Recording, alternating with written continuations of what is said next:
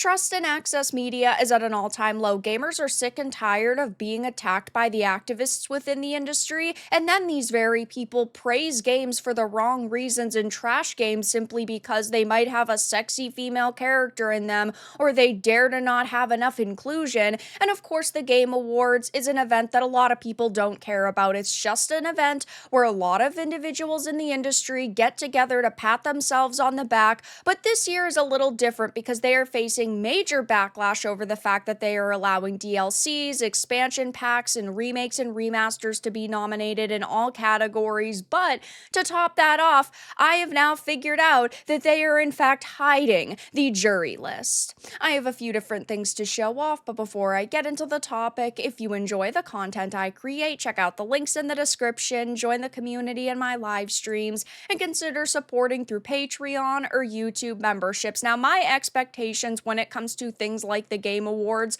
are extremely low. Games that should not win do often win, and then amazing experiences are overlooked because they're not pushing the right politics. It's like last year with Hogwarts Legacy.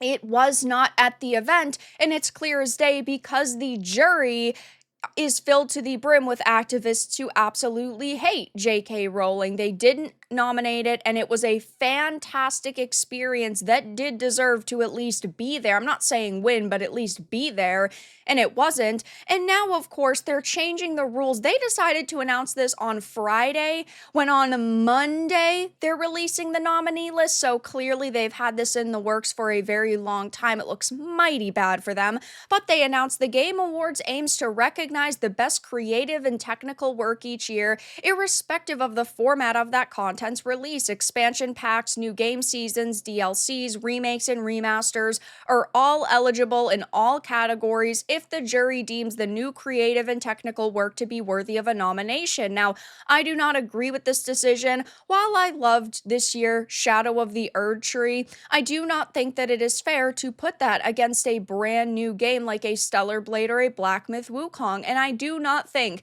in any way, shape, or form that remasters should be on this list because it's just older content that's been upgraded in some way, shape, or form. I do not think that that is fair, and I think that wholly new products should be the only ones that are represented at the Game Awards, unless, of course, we're talking about them having their own category. I'd love to see a remake category, a remaster category, an expansion category. Those things are perfectly fine, but they should not be able to be nominated in every single category.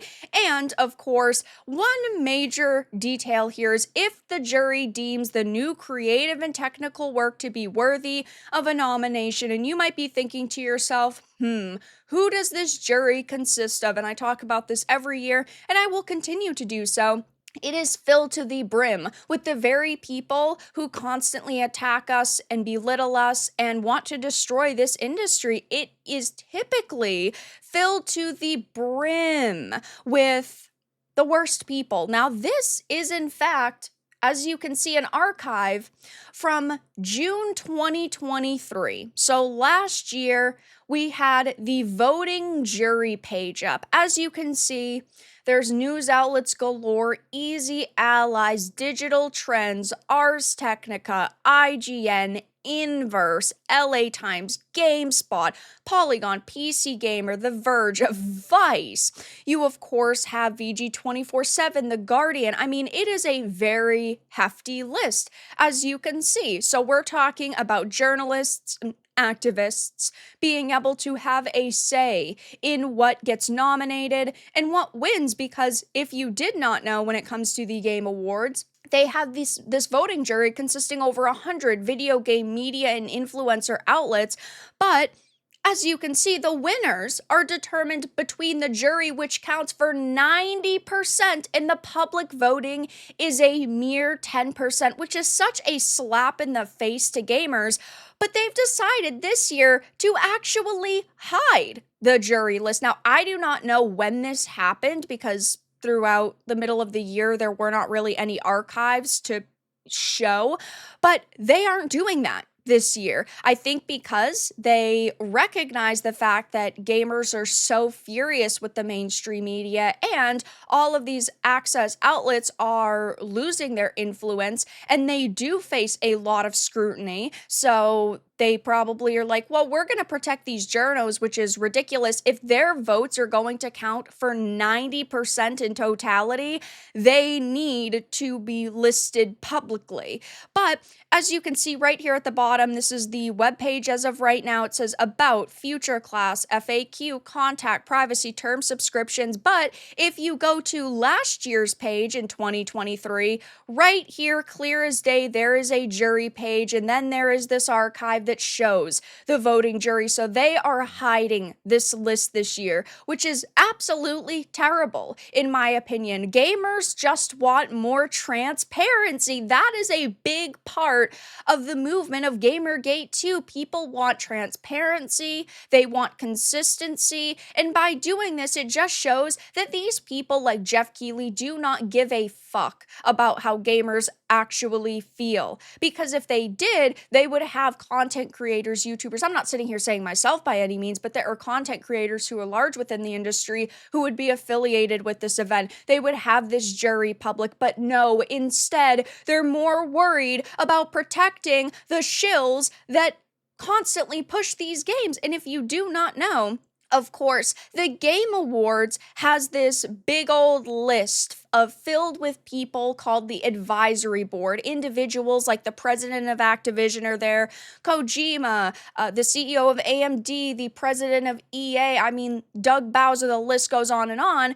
These people are the ones who are making the most money within the industry, and the mainstream media, these journos, constantly shill for these people and their companies. So it's just kind of a circle jerk of everyone trying to protect themselves and continue to make money. And this is such a major problem because while there are alternative award shows, we're not talking about ones on the size and scale and scope of the Game Awards, which makes it really hard for people to, avoid this because of that reason. Now, you can for sure because it's completely irrelevant, but I still want the gaming industry to thrive, and that means I want developers who have created amazing content to get recognition. I want their achievements to be highlighted for everyone to see. But now that they're changing the rules, they're hiding the jury, it just goes to show that the people behind this event